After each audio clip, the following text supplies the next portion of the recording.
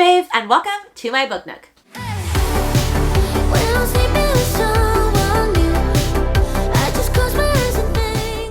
For those that are new around here, the name's Rainy Blue, and I teach music and read about books, and I have a crap ton of books, and I don't box myself into one genre. I love all types of genres, so if you're into that, click subscribe, but I mainly read thrillers Sundays and Wednesdays.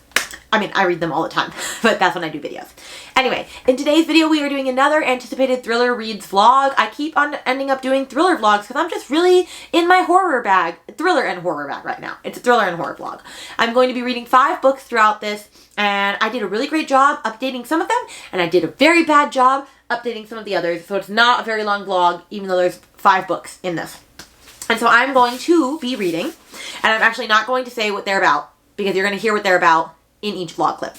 I'm reading Just Like Mother by Anne Heltzel. I've been waiting to read this for a minute. Cover's super creepy. I will be reading What Moves the Dead by T. Kingfisher. I am reading this as part of Books and Lala's Literally Dead book club this month.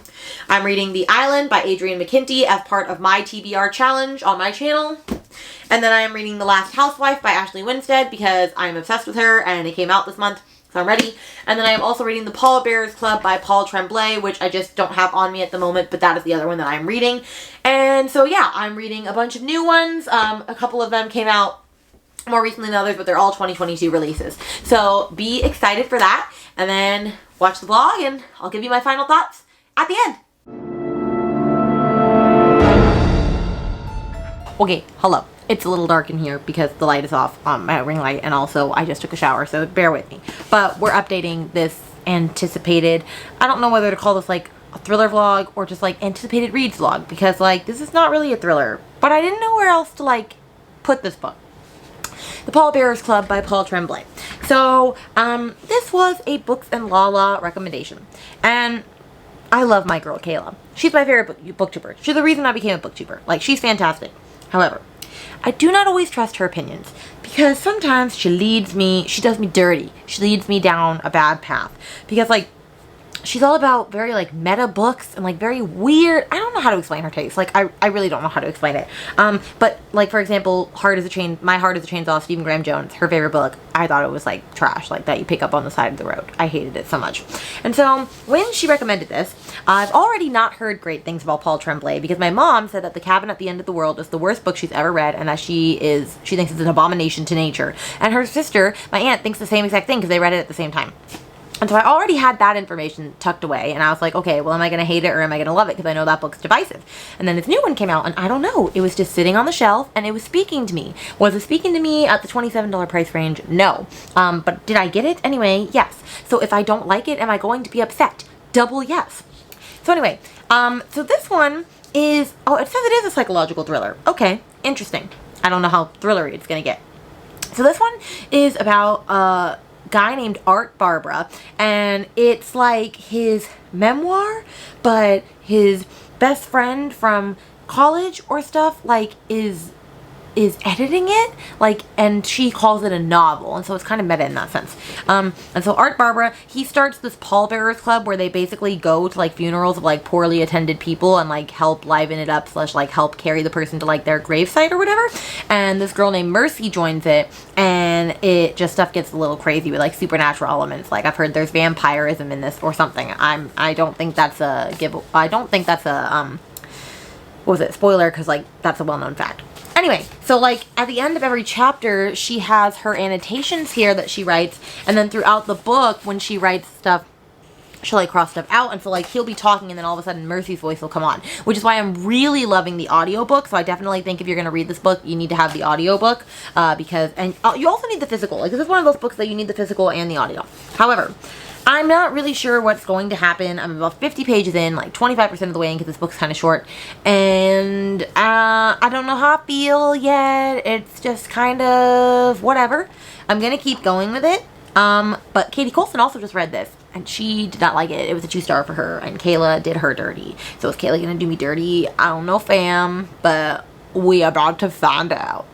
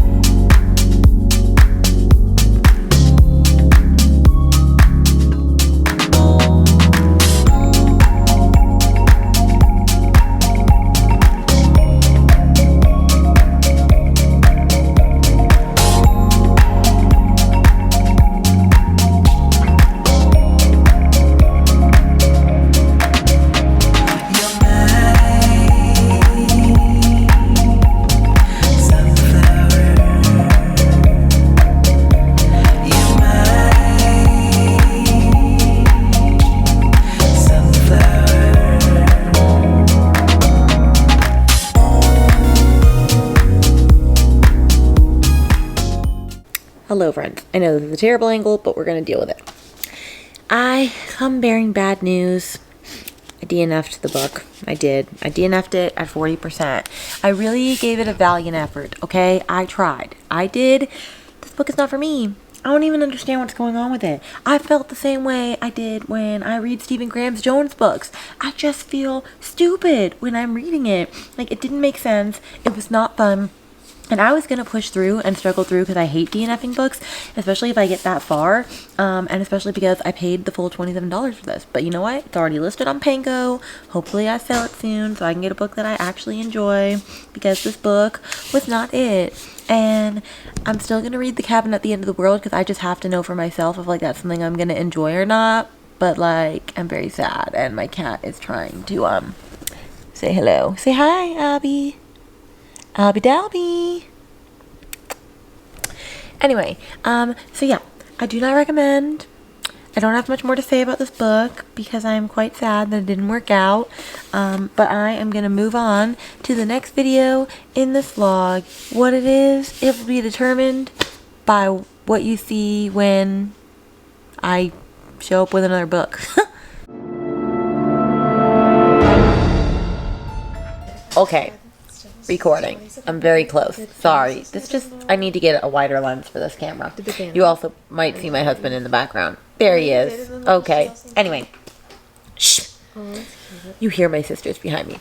I'm doing a reading update for the island because I'm being terrible at updating my vlogs ever since I got my camera fixed again, because that requires me going and getting said camera instead of just filming on my phone.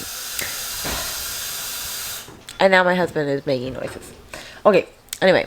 I am about 33% through The Island by Adrienne McKenty, and I don't think I gave you an update in this vlog of what it is about. So, let's hear. Shall we?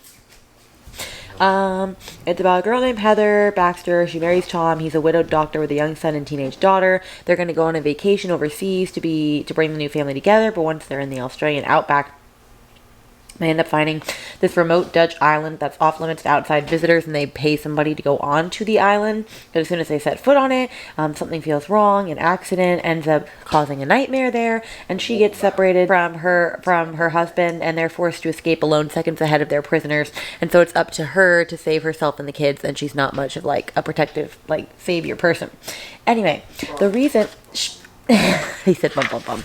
The reason that why are you not focusing, camera? Alright.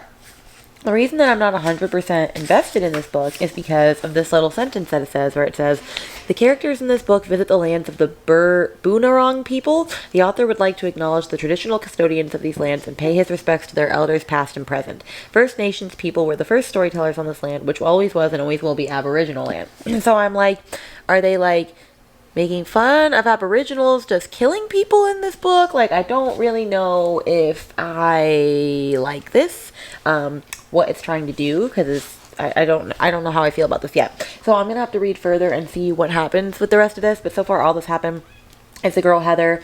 They go on the island, and something happened to separate her from her husband and her kids. And like, it's actually a lot darker than I was expecting it to be. Like, what's happening to them on this island? So. Okay, anyway, that's my husband and the cat. But anyway, I don't know how I feel about this quite yet. My sister is laughing at me in the background, probably filming some TikTok thing of me. And so... Oh, okay. Alright, well anyway, I'm gonna hop off because my camera also keeps focusing on me. And I will update you at the 50% mark. Hello, friends. The air's on. I apologize. I'm holding a pillow because I'm cold and I'm too lazy to go get a blanket. We're just, we're at that part of the night, and this is not going well. This is probably going to be my third DNF of the month, and I really don't want to DNF 3 books. I really don't want to be going into a slump where I'm just hating everything that I'm reading. But this is really bad. I'm 70% in now, which makes me not want to DNF it because I could just power through and finish this last 30%, but I made a promise to myself that I wasn't going to read books anymore if I absolutely hate it. But I'm absolutely hating it. So, I don't really know. I don't know what to do. So, yeah. I've already said what this is about. It's just, boring. It's way over the top. And I just don't appreciate the representation of these people from, these foreign people from the island, and how they're being represented. And I actually, for some reason, accidentally popped onto the author's note at the end. For some reason, I just happened to look at that. And it said, I should say, although Dutch Island is a real place with a different name, the people who live there are unlike the inhabitants in the island. The geography has not been fictionalized very much, but the island's residents have. He actually lived in Melbourne from 2008 to 2019. And Victoria is the friendliest state there. He said one day, his agent and him were arguing about movies as per usual, and he was recounting a moment he had in real life when he was driving in rural Australia on a very isolated island inhabited by one large extended family. And a woman wearing a hearing aid pulled out of a blind road on her bicycle, and he swerved to miss her. He half-jokingly told his wife that if God forbid we had hit her, we wouldn't have gotten off the island alive. When I told my agent this, he said, no, you did hit her. That's your next book. And so that's why he wrote this. I think that's just stupid. I think that's... I don't know what I think of that. I'm just not liking it. It's just not a good book. And there are people that are obsessed with this. Like Ashley's Little Library said this is like her favorite thriller of the year, which to that end, I just cannot understand. There are better books than this out there. There are better books. Hopefully I come to you with an update of finishing it, because I really don't want a DNF. I could just power through. I could like do some cleaning and power through, and I just might do that. I'll see you in a little bit. Okay, friends. It's much later. I've put on a sweater. I'm in the same place. And I finished the island. I powered through. I had like, I think 2 hours left of the audio, and I powered through while I was cleaning. And this is very much a 2-star. It is a 2-star. I might as well have DNF'd it. It just sucked. Just everything about it. Everything about it was stupid. I thought the ending was like cute, considering all that had happened, but like, no. This just missed the mark in so many ways. I hated the representation of the ancient peoples. I hated... I don't know what to say about this book. I just thought it was dumb. I wasn't interested in anything that was going on. I thought the main character was annoying. I thought the, like, people that were capturing them were annoying. I just thought everything was annoying. I don't know. It just didn't work for me, okay? It just didn't work for me. And that is okay. I do have The Chain by him. And I'm still going to read that. Because I've heard that's a really good book. So I'm not going to let this deter me. However, I did not enjoy this. And that's all there is. I didn't enjoy it. So, unfortunate. Hopefully, we will actually get to a book in this vlog that I did enjoy. But we'll see.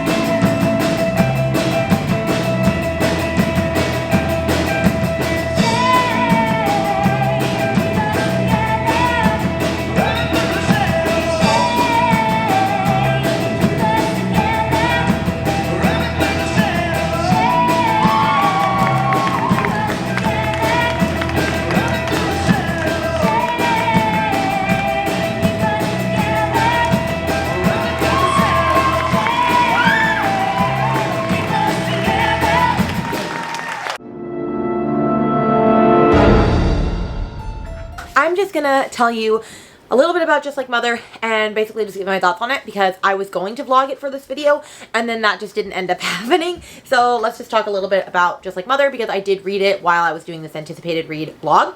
I've been wanting to read it for a while because just look at this cover, like, creepy. Anyway, this one is another cult book. I read a lot of cult books. There have just been a lot of like weird culty books coming out lately, and like I feel like that is a trope that I actually really enjoy. I know other people don't, but I do. And this one was about a girl named Maeve, who I hate that name. Maeve, the last time she saw her cousin was the night that they escaped this cult that they were raised in called the Mothers. And then for the past 2 decades, she's worked hard to live a normal life, but she's always been searching for her cousin still. And then when her cousin Andrea finally reappears, she realizes that's the only true friend she's ever had. She's spending a lot more time with her than like she used to. And she doesn't mind that her wealthy work friends disapprove of like her single lifestyle and whatnot. And Andrea works in the baby fertility, you know, helping women with becoming fertile. And the more that Maeve becomes attached to Andrea, she starts to get disconnected from her current life. And then but the terrors of her childhood are starting to confront back, as in like, did this cult really go away, or is there more at play? This was extremely predictable. I already knew what was happening from like 50 pages in. So if you're looking for, or if you hate thrillers where you can tell where it's going to go, this is not the book for you. But the vibes of this book were stunning. I believe I gave this a 4-star on Goodreads because I really had a fun time with it. I loved this whole book. It was definitely a creepy book to read as a mom because like it definitely touches like the subjects of like, you know, motherhood and like all these different like struggling, lingering questions you might have. And it talks about the topics of people that don't want to become mothers, people that are trying to become mothers and can't. So if you're struggling with infertility, this may not be the book for you. But I really enjoyed where it was going. There were, like I said, not many twists that shocked me, and like there was one twist that came and I was like, oh, okay, well I already know like how that happened, and I was like, just wait, it's gonna happen again. And then it did, and I was like, okay. So yeah, like I said, it's pretty easy to figure out where it's going from there. I did like the ending of it. I thought it was pretty good overall. It was definitely creepy, and I was just here for the vibes, honestly, so that's why I had a really fun time with this book. I definitely recommend it if you like cults, if you like creepy, I don't know how to explain this, like, just creepy cult books. Like, I don't know. This book just did it for me. I feel like I can't really elaborate that much more because I'm going to give stuff away. But, like, it was just a fun time. And sometimes you give books higher ratings for fun times. You know, like this is just like a standard thriller. It's not the best thing I've ever read. But the vibes were there. The vibes were there. And so that is my update on Just Like Mother. On that same note, I'm going to actually, if my camera could ever focus, start reading What Moves the Dead Today by T. Kingfisher. I've been wanting to read this for a minute. I am reading this for Books and Lala's Literally Dead book club this month, and it is a modern retelling of The Fall of the House of Usher by Edgar Allan Poe, and I just read that to like prepare myself for this. It's like 30 pages long, and I didn't understand a lick of what I read. I just read it and went, what was this, Edgar Allan Poe? And so I didn't feel comfortable rating it because I didn't really understand what was happening, and I'm hoping that's not the same case with this book, which, let's just talk about how pretty this book is. If I could do this one-handed, actually, I'm just going to set you down so that I can get it. Look at this. That is stunning. That's a beautiful book. But anyway, what is this book about? So, it's about Alex Easton, a retired soldier, receives word that their childhood friend Madeline Usher is dying. They race to the ancestral home of the Ushers in the remote countryside of Ruritania. What they find there is a nightmare of fungal growths and possessed wildlife surrounding a dark, pulsing lake. Madeline sleepwalks and speaks in strange voices at night, and her brother Roderick is consumed by a mysterious malady of the nerves. Aided by a redoubtable British mycologist and a baffled American doctor, Alex must unravel the secret of the House of Usher before it consumes them all.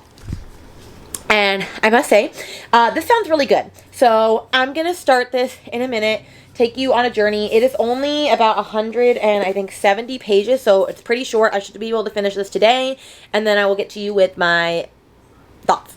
Okay, hello friends. I am 26% through. I was reading this as I was cleaning today, and I've been listening to it, and I don't really know what's going on, and I was really thinking of DNFing it because I wasn't understanding what was going on, and I really don't want to DNF it because that would be almost the 4th book that I've DNF'd this month because I DNF'd We Were Liars by S.E. Lockhart, or E. Lockhart, which I was reading for some other blog, and I didn't end up reading it. DNF'd The Pallbearers Club by Paul Tremblay. And then I almost DNF'd The Island by Adrienne McKinty, as you saw already, and I didn't, when I should have. And then I'm like, I don't know if I'm in a slump, I don't know what's going on. But then I was talking to my friends on some reading sprints, and they said to read it physically as well, and that will make my enjoyment a lot better. So I'm going to switch over to reading it physically and listening to the audiobook and see if that can help me get through this, and if that is going to change the path that this is headed, because right now it's headed towards DNF land.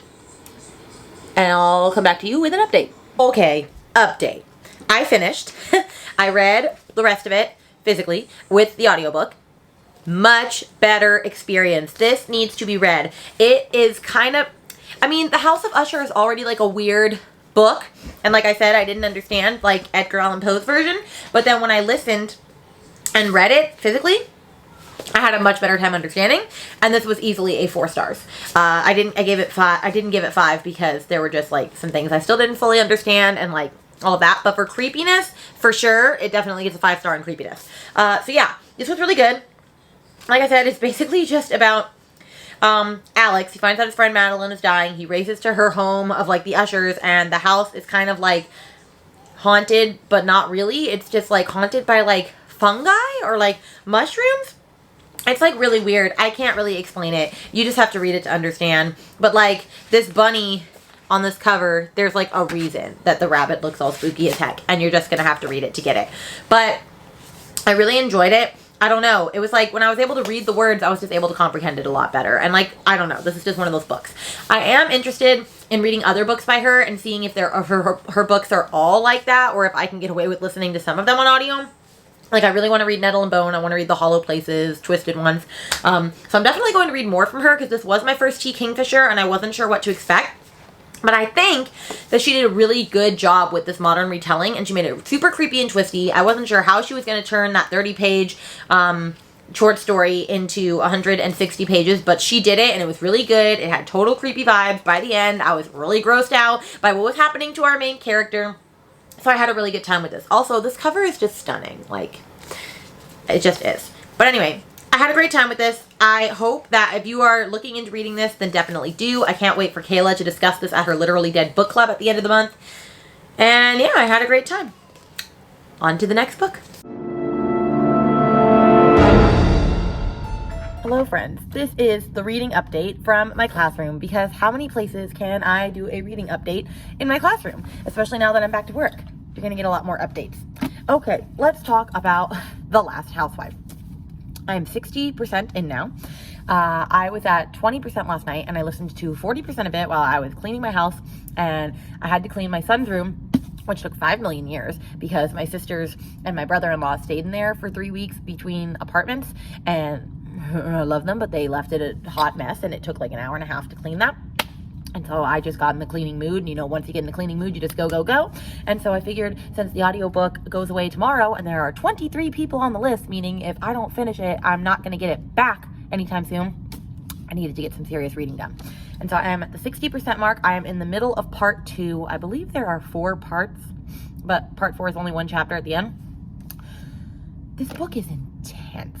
This book is extremely dark. Like, if you've read In My Dreams, I Hold a Knife by Her, that's like a campy, you know, happy-go-lucky, typical murder mystery, like sorority drama.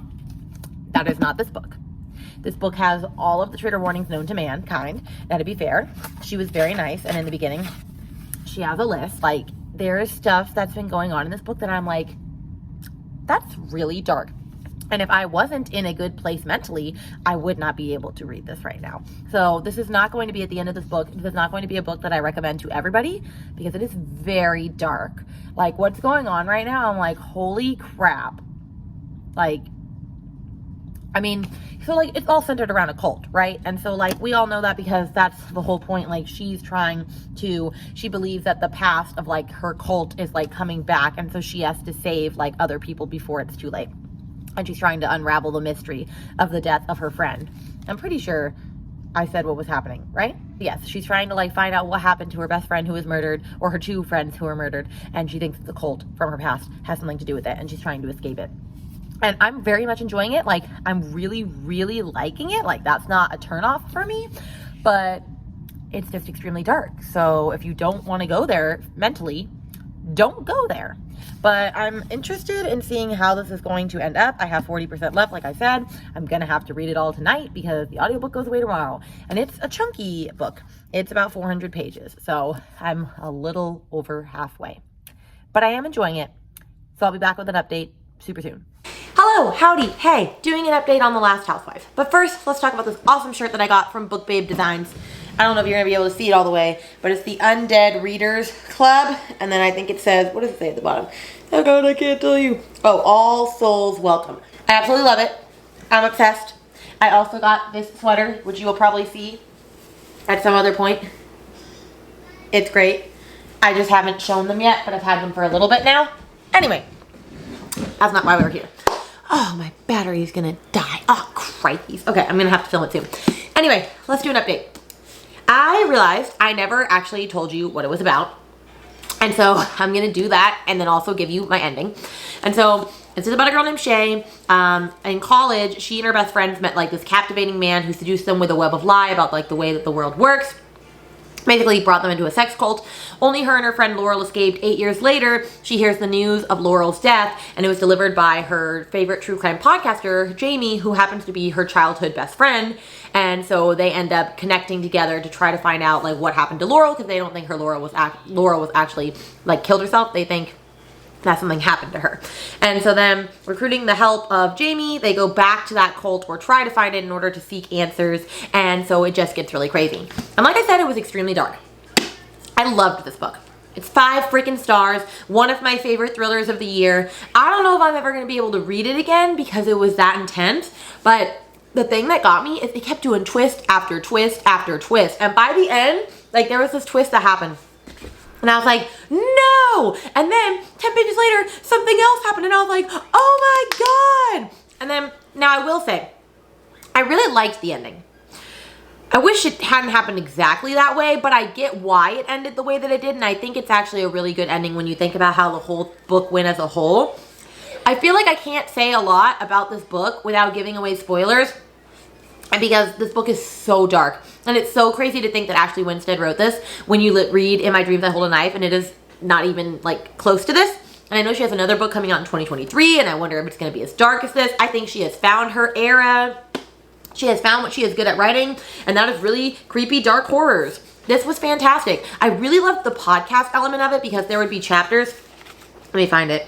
Chapters where it was just like the transcript of like Shay giving her story. So throughout the entire time, in order to like find out why she's connected to like Laurel and like while this happened, she has to explain what happened back when she was in college. And it's actually really interesting to hear about.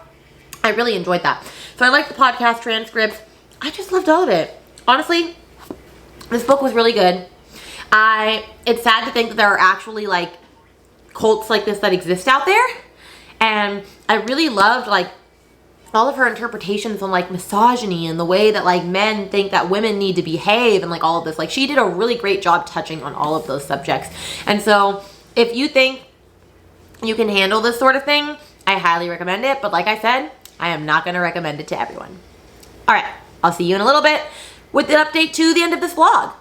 Obviously, editing Rainy had to film the intro and the outro on the same day because I may have forgotten to do that. But it's fine. I stacked them according to my ranking, and of course Pallbearers Club is missing because I DNF'd that and gave it away to Pango Books already, so that would be at the bottom. So my favorite was Last Housewife, and then Just Like Mother, and then What Moves the Dead, and then The Island and Pallbearers Club. And these all got 4 and up. Like this got a 5, this got a 4-star, this got a 4-star, and then this got a 2 and a DNF. So overall, not that bad. I had at least 1 5-star in this thriller and horror vlog, so I am happy with that. I already have a bunch of other books that I want to read for my next vlog. Like I want to read Just Like Home by Sarah Gailey. I wanted to read The Family Remains, Daisy Darker, maybe Girl Forgotten by Karen Slaughter. I have a lot of thriller books that I just want to get to, like so many thriller books. Oh, Stay Awake by Megan Golden. I don't know, friends. The Last to Vanish, Megan Miranda. I'm seeing all these on my shelf, and that's why I'm saying them. Anyway, if you like this sort of vlog, let me know. If there's a different type of like book genre you want to see, let me know. I have a couple others planned that are not thriller, so be excited for that. But anyway, I will catch you guys hopefully in a video super soon. Bye!